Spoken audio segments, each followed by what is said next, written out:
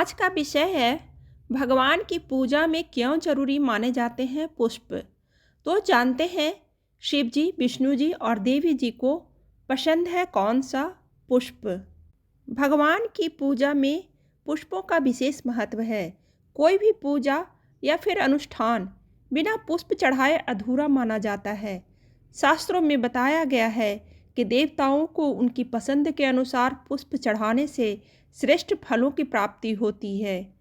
आइए जानते हैं कि कौन से देवता को कौन सा पुष्प पसंद है और पुष्प चढ़ाते समय हमें किन बातों का ध्यान रखना चाहिए। हिंदू धर्म की मान्यताओं के अनुसार भगवान की पूजा में पुष्पों का खास महत्व है।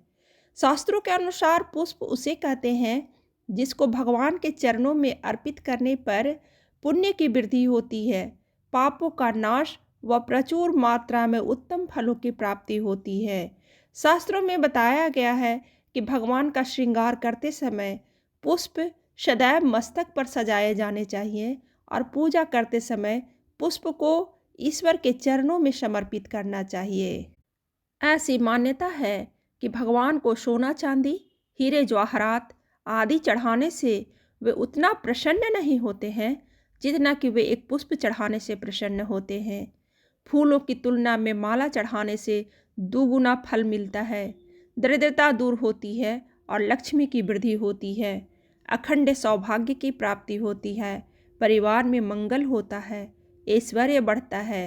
पुष्पों की सुगंध की तरह मनुष्य की कीर्ति सब जगह फैलती है, मन प्रसन्न रहता है, मनुष्य के तेज और बल में वृद्धि होती है, वंश वृद्धि होती है, शत्रु शांत होते हैं और आरोग्य की प्राप्ति होती है। हर एक फूल का अपना अपना अलग महत्व होता है। आइए जानते हैं अलग अलग फूलों के महत्व और उसको चढ़ाने की विधि के बारे में। गेंदे का फूल, ईश्वर की पूजा में सबसे अधिक गेंदे के फूलों का प्रयोग किया जाता है। इसका संबंध बृहस्पति से होता है। गेंदे के फूल आकर्षण बढ़ाने का काम करते हैं। इनके इस्तेमाल से ज्ञान और विद्या की प्राप्ति होती है। नियमित रूप से पीले गेंदे के फूल की माला भगवान विष्णु को चढ़ाने से संतान संबंधी समस्या से छुटकारा मिलता है। ज्योतिष के अनुसार गुलाब के फूलों का महत्व रिश्तों की मजबूती प्रदान करने के लिए प्रचलित है। गुलाब के फूल रिश्तों पर सीधा असर डालते हैं। ज्योतिष में लाल गुलाब का संबंध मंगल और इसकी खुशबू का संबंध शुक्र से बताया गया है।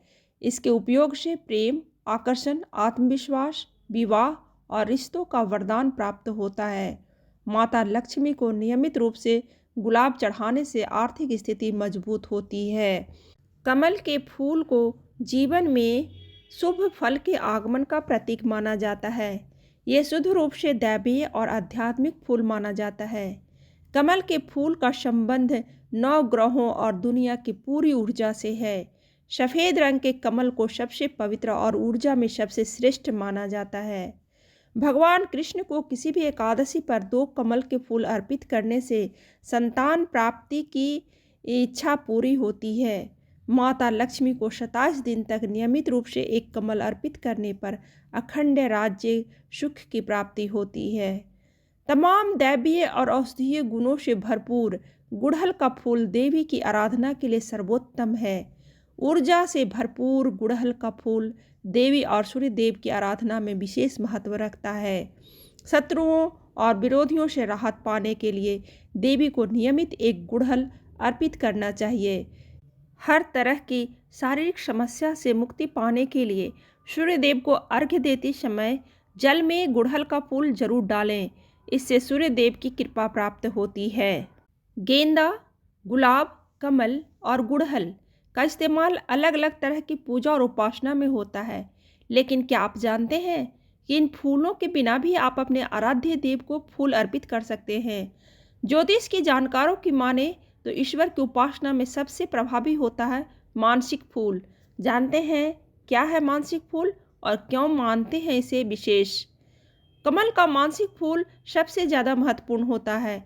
अलग अलग रंग के मानसिक फूल चढ़ाकर अलग अलग समस्याओं से राहत मिलती है।